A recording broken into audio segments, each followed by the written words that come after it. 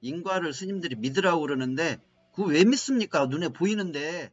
눈에 보이는 것을 왜 믿냐고. 그냥 보면 되지. 현실이고 사실인데.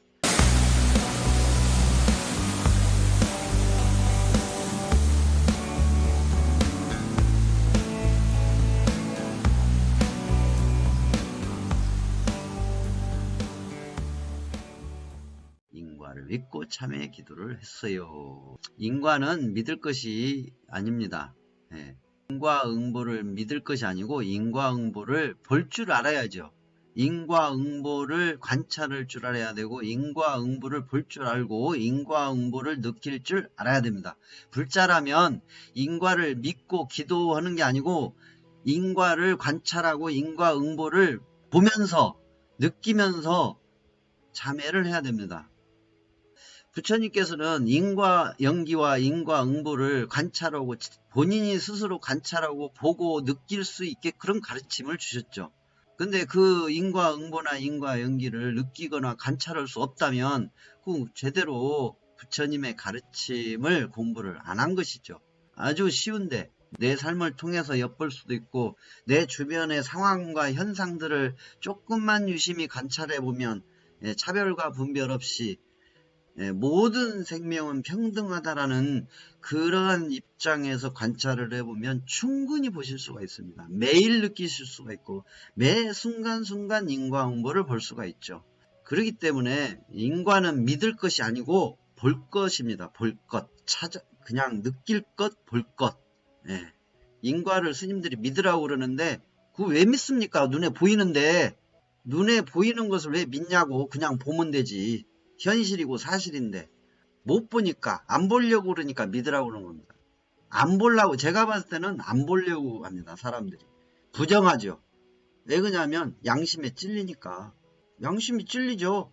내가 마시고 씹어먹고 구워먹고 익혀먹고 삶아먹고 또 옷으로 해 입고 집 만들어서 잠자고 하는 것들이 전부 인간데 악업이죠.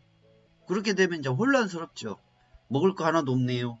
먹을 거 하나도 없습니다. 평화롭게 살고 싶다면. 고통을 하나도 느끼고 싶지 않다면 먹을 게 하나도 없죠. 죽으면 된다고요? 죽어도 쫓아오죠. 그것이. 그래서 부처님께서 고성제를 제일 먼저 얘기를 한 겁니다. 고성제. 세상은 고성제다. 고통을 근본으로 하고 있다.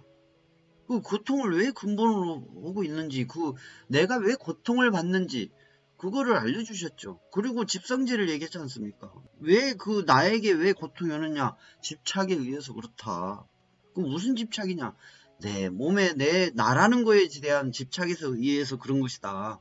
그래서 나라는 것에 대한 집착을 깊이 통찰하고 관찰해가지고 공부해 가라. 그 팔정조인데 그 팔정도의 기반은 십선업이죠. 십선업이 없으면 팔정도가 안 되죠. 정견이 안 되니까. 그래서 스님들이 인과응보를 믿으라고 그러는데 저는 믿으라고 하지 않습니까? 뭘 믿습니까? 눈에 보이는 건데. 뭘 믿을 게 뭐 있습니까? 눈에 보이는데. 내 앞에 지금 개가 있는데 개가 있다고 믿어라 그렇게 하는 거하고 저 개 봐라 하는 거하고 다르지 않습니까? 나의 삶 매 순간순간이 다 업을 짓는 건데 그거는 별개고 그거는 뭐 업이 아니고 악업이 아니고 인과응보 관계없고 다른 것이고 그런 식으로 하면 안 되죠. 다 봐야 됩니다. 내가 물 한 잔 마시는 것 속에도 인과응보가 들어있는 것이고 내가 걸음걸음 한 걸음마다 다 인과응보가 들어있는 것이죠. 처절하게 어찌 보면 처절하게 봐야 됩니다. 냉정히 봐야죠. 그래야 인과응보를 보고 인과연기를 봐서 고성제를 볼 수 있고 고성제를 봐야 내가 십선 생활을 해야 되겠구나. 정말 내가 여차하면 큰 악업의 화를 면치 못하겠구나. 언제 그 악업이 나한테 닥칠지 모르겠구나를 뼈저리게 느껴야죠. 뼈저리게. 그래서 부처님께서는 깨닫고 나셔서도 한 번도 그 허튼 삶을 살지 않으셨지 않습니까? 악업질 행위를 하지 않고 사셨지 않습니까? 제가 매번 얘기하자면 생활용으로 손해볼 짓 철저하게 않으신 분이 부처님이셨다. 밥 짓는데 음식 만드시지 않으셨지 않습니까? 걸식을 하셔서 음식을 만드는 업으로부터 벗어나셨고 피하셨고, 노천에서 잠을 자시고 남들이 해놓은 집 가서 그냥 잠깐, 길어야 석 달이었다고 합니다. 길어야.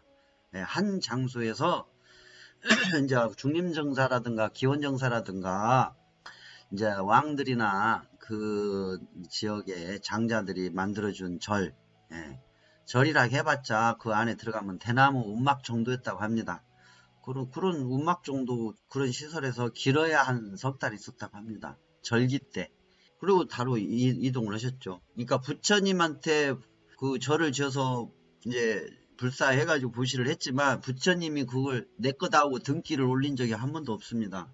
선언한 적도 없고 그냥 거기서 그래 쓰라고 그러니까 그냥 한 석 달 있다가 그냥 옮겨가고 그렇게 하셨죠. 그리고 업이 그만큼 큰 업이 만들어질 수 없는 그런 삶만 살으셨죠. 예. 그리고 상대방이 묻지 않으면 대답하지 않았고, 예. 먼저 나서서 말한 적이 없다. 거의 없으시다시피 했다 합니다. 그러기 때문에 인과응보, 인과연기, 예. 그걸 믿을 것이 아니고 피부로 느껴야 된다. 뼈에 사무치게 느껴야 된다. 그렇죠. 우리 연하님 말씀죠. 우리는 인과를 사유할 줄 압니다. 분석합니다. 예, 관찰합니다. 예, 현상들을 아는 거죠.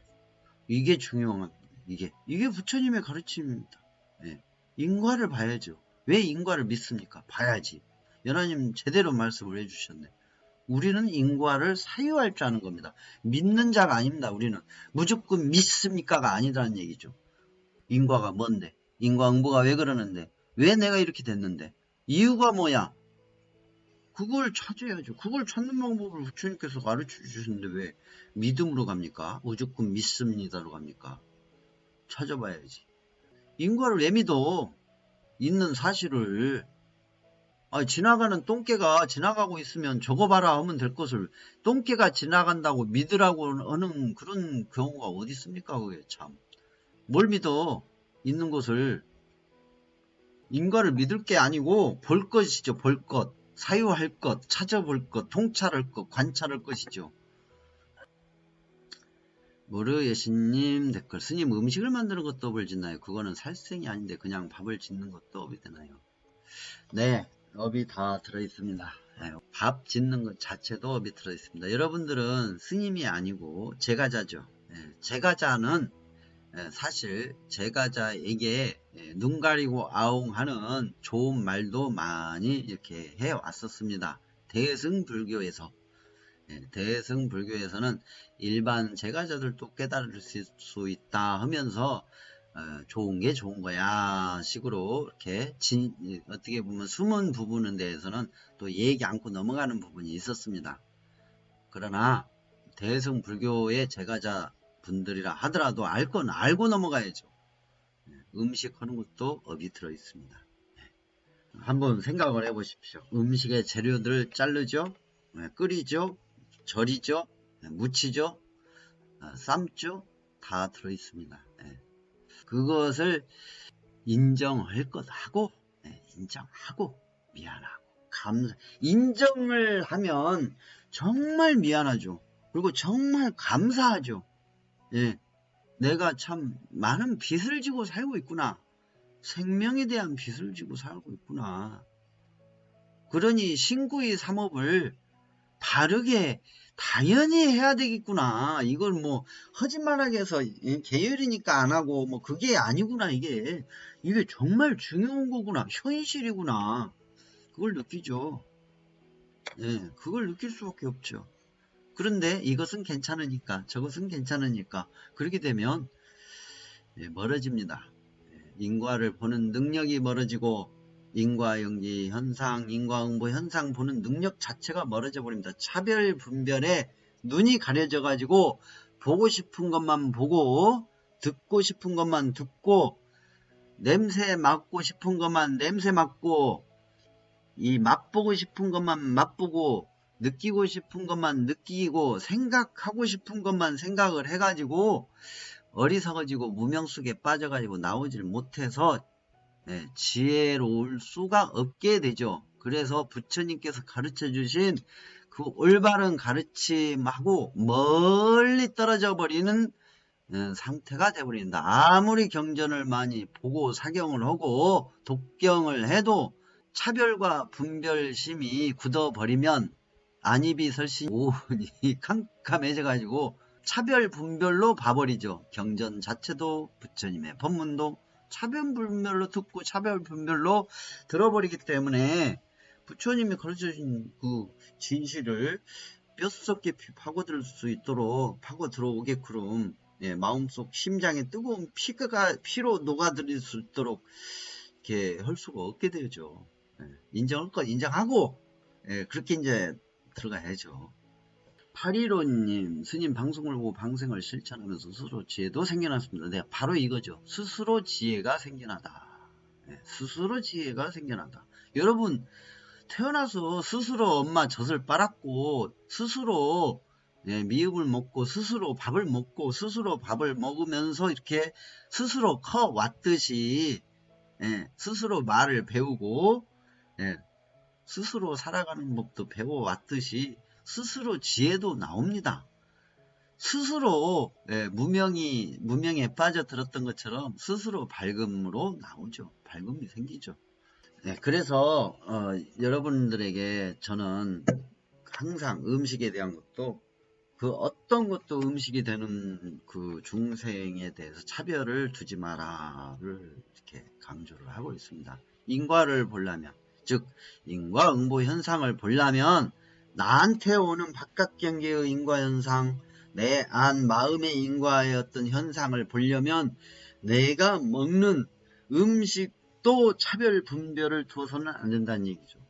만약에 그렇게 되면 눈이 어두워지고 귀가 어두워지고 코가 어두워지고 혀가 어두워지고 몸이 어두워져서 식도 어두워지고 식이 어두워지고 차별 분별이 생기면 경전조차도 차별 분별로 하게 된다는 얘기죠. 이 경전은 별로 안 좋아. 이 경전은 좋아. 이 경전은 최고야. 저 경전은 별로 이게 이경인 것 같아. 솔직히 이경 아닌 경전 하나도 없습니다. 여러분들이 지금 접하고 있는 모든 경전이 이경 아닌 경전이 하나도 없다라는 얘기죠. 소승 경전이든 대승 경전이든 이경 아닌 경전은 하나도 없습니다. 왜? 처음부터 이경이었기 때문에. 부처님이 감성가 아니지 않습니까? 야, 아나나 경전 만들어야 되겠다. 내가 살아생전에 경전 만들어야겠다. 보고 만든 경전이 아닙니다. 불교 경전은.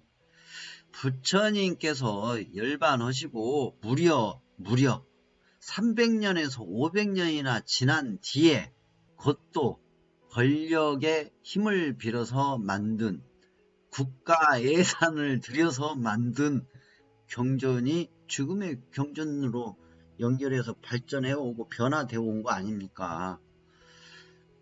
그러면은 어떻게 해야 되겠습니까? 본인 자신의 삶 속에서부터 차별 분별을 두지 않고 뭐든지 객관적이고 마음이 열린 상태에서 골고루 다 이렇게 차별 분별을 보지 않고 봐야만이 보인다는 얘기죠. 부처님의 말씀이. 그 수많은 경전들, 이경들 속에 부처님의 이 말씀, 부처님 말씀이 정말 맞는 걸 전달해 준 것 같다. 아, 이것은 차별 분별을 가지고 부처님 말씀에다 덧붙였구나. 덧붙였구나. 아, 이 부분은 부처님 말씀이 맞는 것 같아. 이 부분은 부처님 말씀이 아니라 다른 차별 분별심이 있으신 어떤 스님이나 어떤 논사가 덧붙여서 쓴 내용인 것 같아가 훤히 보일 거 아닙니까? 여러분들이 스스로 차별 분별을 하지 않는 한은 그게 훤히 보이겠죠. 왜? 내 마음속에 차별 분별심이 없이 평등심으로 항상 열려있게 되면 자연스럽게 보여버릴 거 아닙니까? 자연스럽게. 개도 이뻐하고 고양이도 이뻐하고 큰 개도 이뻐하고 작은 개도 이뻐하시는 분들은 모든 개의 장점과 단점이 다 보입니다. 편견을 두지 않고 개도 좋아하고 고양이도 좋아하고 개 종류 관계없이 좋아하고 고양이 관계없이 다 좋아하면 그 고양이가 어떤 상태인지, 그 고양이가 사람을 잘 따르는 고양인지 길고양인데 아픈 고양인지, 어떤 마음에 상처가 있는 고양인지, 또는 개도 마찬가지고 그 다 볼 수가 있죠. 다 알아차릴 수가 있습니다. 마찬가지입니다. 경전도 부처님 열반 후에 300년이나 500년 뒤에 만들어진 경전이었고 그 경전마저도 사라져버리고 거의 다 사라져버리고 그때 만들어졌다는 기록만 좀 있고 그 뒤에 500년이나 600년 뒤에 지난 뒤에 그 경전들이 이제 다시 변형되고 변형돼 가지고 왔는데 여러분들이 차별분별심 없이 봐야만이 볼 수 있다라는 얘기죠. 그게 없으면 이제 힘들어지죠. 차별분별심 없이.